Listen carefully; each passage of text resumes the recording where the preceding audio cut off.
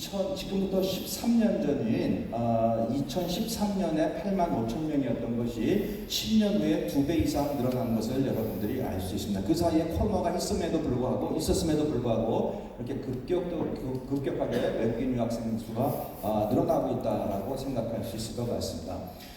저는 총장되기 전에 국제협력 관계로 학교에서 한 25년 정도 일을 했습니다.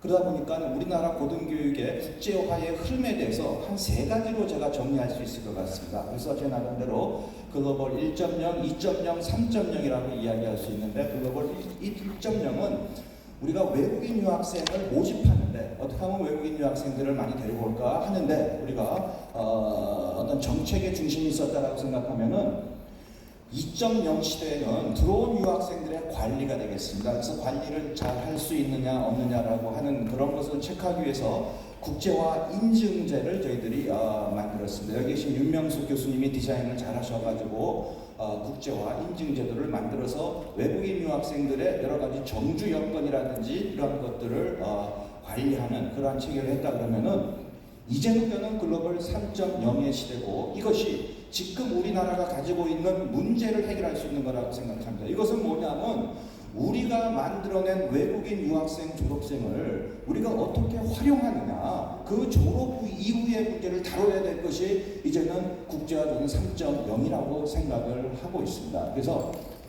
우리 대학에서는 이런 걸 위해서 어떻게 하고 있는가 하는 것에 대해서 잠깐 한번 여러분들에게 소개를 시켜드리도록 하겠습니다.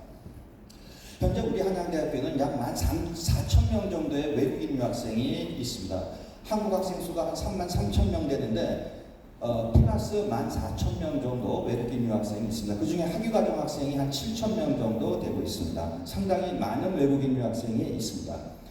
보면은 학부 학생과 외국인 학생이 대학원 학생 수가 저기 왼쪽 슬라이드에 나와 있는 것이라고 볼 수 있을 것 같습니다. 또 한국어를 배우려고 하는 학생 수는 엄청나게 많이 늘어나고 있다는 것도 말씀을 드릴 수 있을 것 같습니다.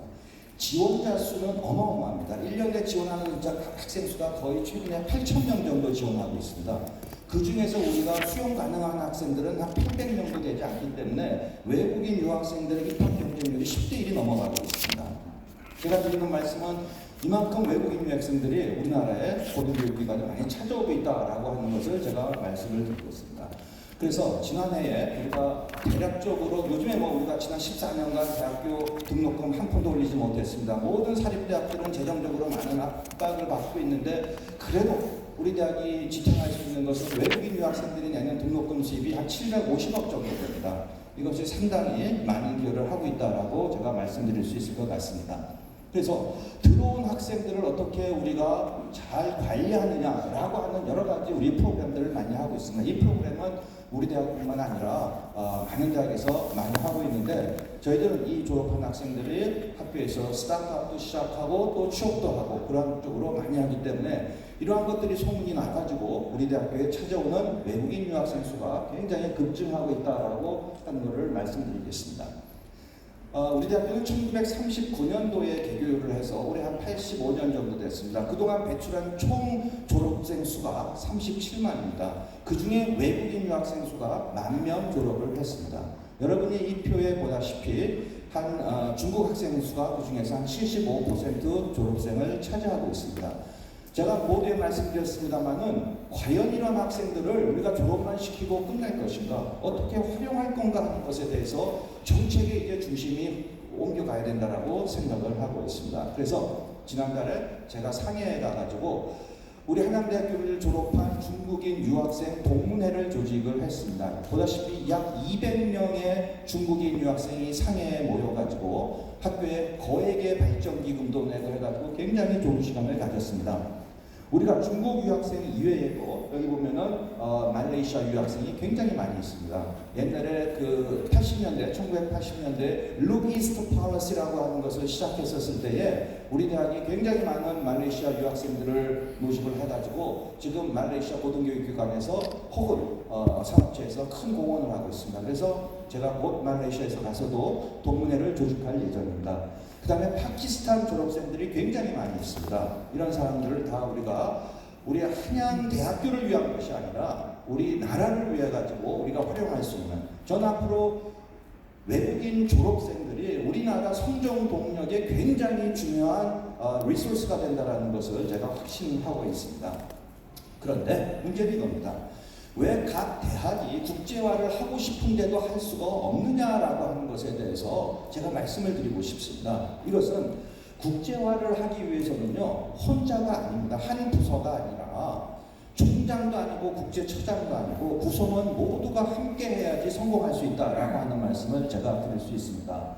그래서 여러 가지 교내에 저항 세력들이 많이 있는데, 여기를 보시면은요, 인프라도 그렇고 부정적인 인식도 그렇고 또 여러 가지 정책적인 것도 많습니다. 그래서 국제화가 성공하기 위해서는 그 조직이 한 마음으로 돼야 된다라고 저는 생각을 하고 있습니다. 제가 지금부터 소개시켜드리고 싶은 것은 얼마 전에 발표한 스터디 코리아 300K 프로젝트입니다. 300K는 2027년까지 30만 명의 외국인 유학생을 모집하겠다라고 하는 그러한 그 프로젝트가 되겠습니다. 여러분이 잘 아시다시피 우리가 2023년도에 스터디 코리아 2023을 발표한 적이 있습니다. 그때는 정량적인 목표가 얼마였냐 하면은 20만 명을 모집하려고 했던 겁니다. 그런데 여러분들이 한번 생각해 보시기에 어떤 비전이나 전략을 발표할 때는 뭐 비전 2020 혹은 2025, 2030 나가야 되는데 2023이라고 했습니다. 그 이유가 뭐냐면은 그 제도를 2017년도에 준비를 했는데 뭐를 예측했냐면은 2017년도에 학령 인구와 2023년도가 되었을 때 학령 인구가 20만이 줄어든다라고 하는 것을 우리가 프로젝션 해본 결과 2023년까지 20만 명의 외국인 학생들을 유치해갖고 그 갭을 메꾸자는 얘기입니다. 2027이 돼서 30만 한다는 것은 그때 되면 30만이 부족하기 때문에 그렇다는 얘기입니다. 부족한 것이 아니라 더 줄어들기 때문에 그렇다는 얘기가 되겠습니다. 그래서 스터디 코리아 300K의 기본 목적은 뭐냐면은 여기 나와 있는 세 개입니다. 기술 경쟁 및 인구 감소로, 경쟁 및 인구 감소로 인해서 인재 유치 경쟁이 굉장히 치열해지고 있다는 얘기가 되겠습니다. 두 번째가 더 크리티컬한 거라고 볼 수 있는데, 지방 소멸 위기에 대응한 지역 인재 양성 확보가 시급하다. 또한 해외에 우리나라와 유학생을 경쟁하고 있는 국가에 이러한 정량적인 목표를 세우고 있습니다. 영국은 60만, 프랑스는 50만, 일본은 38명 유치 계획을 세우고 있다라는 이야기가 되겠습니다. 그래서 유학생을 유치하기 위해서는요, 우리는 지금 이제 곧 시작할 와이스탑이라든지 글로벌 사업이나 마찬가지지만은 우리가 지역 수요에 맞게 우리가 인재를 유치해야 된다는 얘기입니다. 여기서 가장 중요한 키워드는 뭐냐면은 대학과 기업과 지자체가 협업해서 필요한 인력을 양성해야 된다는 얘기입니다. 더 이상 우리의 국내 학생 수는 엄청나게 줄어들기 때문에 이것을 해결할 수 있는 저는 유일한 방법은 외국인 유학생. 제가 말할 때는 그냥 외국인 유학생이 아니라 앞에 한 단어를 더 붙입니다. 우수한 외국인 유학생을 우리가 유치해야 된다라고 생각을 하고 있습니다.